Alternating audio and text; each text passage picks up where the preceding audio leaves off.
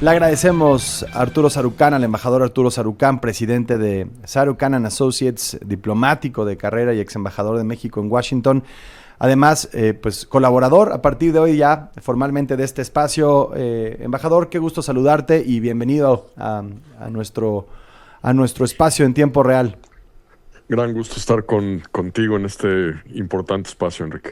Y en un momento tan importante estábamos pensando, pues, en qué debe concentrarse la colaboración de esta semana, porque hay tantos temas. Están todos los Bueno, temas que tienen que ver con política interna en Estados Unidos, encuestas, niveles de desaprobación y aprobación, vueltas en U en Minneapolis, o al menos una recalibración de la estrategia. Y también, pues, la presencia de funcionarios del Gabinete de Seguridad Federal mexicano en Washington, el secretario de la Defensa, el secretario de Marina, el secretario de Seguridad Federal, y todo este desencuentro en la frontera por el cierre del espacio aéreo en El Paso. Así que pues te dejamos empezar por donde tú consideres que es más importante. pues mira, empezamos por Hendrix porque la canción evoca un momento de enorme volatilidad y turbulencia en la sociedad estadounidense cuando salió esta canción en el 67, un momento pues de enorme incertidumbre en la vida política del país, con una serie de asesinatos políticos, con la guerra de Vietnam en momentos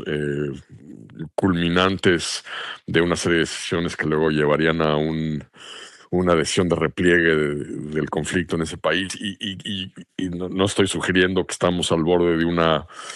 guerra civil en Estados Unidos, pero ciertamente este enero, digamos, este primer mes del 2026 que acaba de cerrar,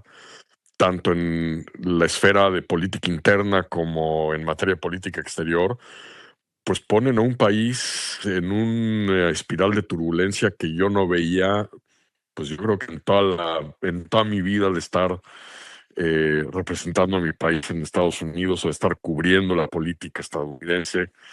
Y es relevante porque hay que recordar, es un año de elecciones intermedias, un Congreso hoy por hoy dominado por el Partido Republicano, tanto la Cámara de Representantes como el Senado, sin embargo, con márgenes pues, muy estrechos en los dos recintos. Y me parece que es relevante empezar por ahí porque, digamos, todo esto que describías, la manera el uso faccioso de ICE, la dependencia del Departamento de Seguridad Interna de los Estados Unidos que se dedica a la aplicación de la ley migratoria en Minneapolis, que dejó a 2 estadounidenses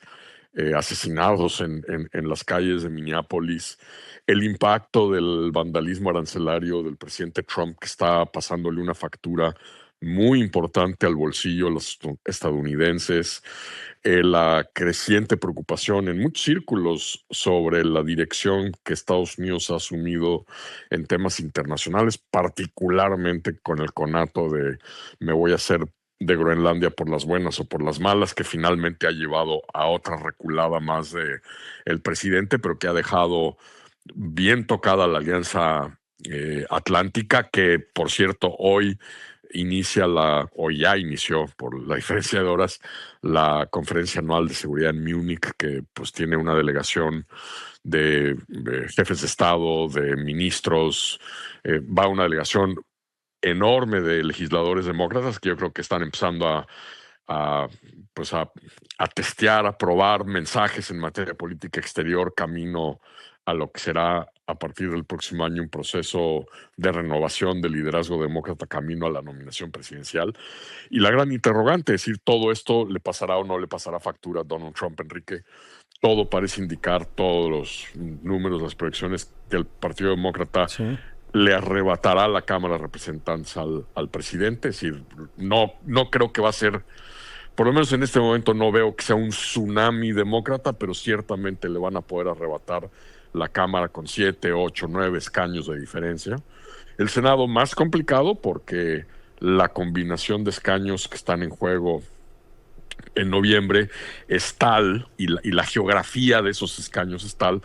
que hace mucho más difícil, es mucho más fácil para los republicanos defender sus escaños en este ciclo electoral que los que van a tener que defender los demócratas, pero incluso allí se está empezando también a cerrar la brecha y las proyecciones. Yo creo que si hay una sorpresa sería que también le arrebaten el Senado, pero todo esto es importante porque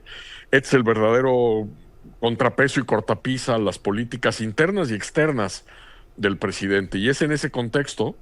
en el que pues ya estamos prácticamente con este mes arrancando el proceso de revisión del TEMEC. Enrique, es un tema que tú has cubierto de cerca. En parte por eso está esta delegación mexicana en Washington, porque al final del día, si bien el proceso de revisión del TEMEC es uno de política comercial, me queda muy claro que es el tema de seguridad el que va a determinar en muchos sentidos la dirección que tome el proceso de revisión del TEMEC. Sí, y hay como dos acercamientos, o al menos, si no acercamientos, visiones desde... Y creo que al decir dos me estoy quedando muy corto, tú nos explicarás mejor, pero hay distintas visiones sobre cuál debe ser la profundidad y el rumbo de esta cooperación en materia de seguridad. Vemos a los grupos de ultraderecha, a Carlos Jiménez, a María Elvira Salazar, algunos congresistas republicanos, hablando de que México pues no es un aliado confiable, no se puede pensar que el gobierno mexicano está alineado a los intereses de seguridad hemisférica de los Estados Unidos, y luego vemos a alguien como el representante de Estados Unidos ante Naciones Unidas, quien además pues fue el director del Consejo de Seguridad Nacional, a Mike Waltz, veterano de guerra, sí hablar de una corresponsabilidad y de un enemigo común como son los grupos del crimen organizado. O sea, hay dentro de incluso del Partido Republicano pues distintas visiones sobre cómo se debe de realizar esta cooperación con México. Sin duda, no es por mucho que sea un partido completamente cooptado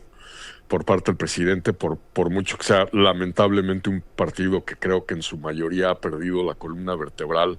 ante un presidente todopoderoso, no es un partido homogéneo. Lo estamos viendo con el escándalo Epstein, que ha dividido brutalmente al propio movimiento MAGA que sostiene al presidente en el poder. Pues eso explica por qué algunos de los legisladores más MAGA que había habido hasta ahora pues han decidido criticar al presidente precisamente por la manera en la que el Departamento de Justicia ha ido liberando los expedientes y los archivos del escándalo Epstein. Entonces no es un partido monolítico. Evidentemente me parece que hay algunas figuras en el gabinete, Enrique, Marco Rubio sobre todo, pero también Waltz, por donde estuvo antes de que lo defenestraran por un escándalo de una serie de filtraciones de chats en Signal que incluyeron un periodista sin darse cuenta y pues soltaron toda la sopa ahí en público. Pero digamos, gente como Rubio, como Waltz, pues, creo que primero entienden la importancia estratégica de la relación con México y de alguna manera le están tratando de poner al abundar y subrayar que México está cooperando y está avanzando en la cooperación, tratando de ponerle un corralito a Donald Trump y al grupo duro que quiere acciones unilaterales. Pues embajador Arturo Sarucán, la primera de muchas, esperamos que así sea, y gracias por acompañarnos hoy en Tiempo Real. Buen fin de semana. Buen fin de semana, Arturo Sarucán en Tiempo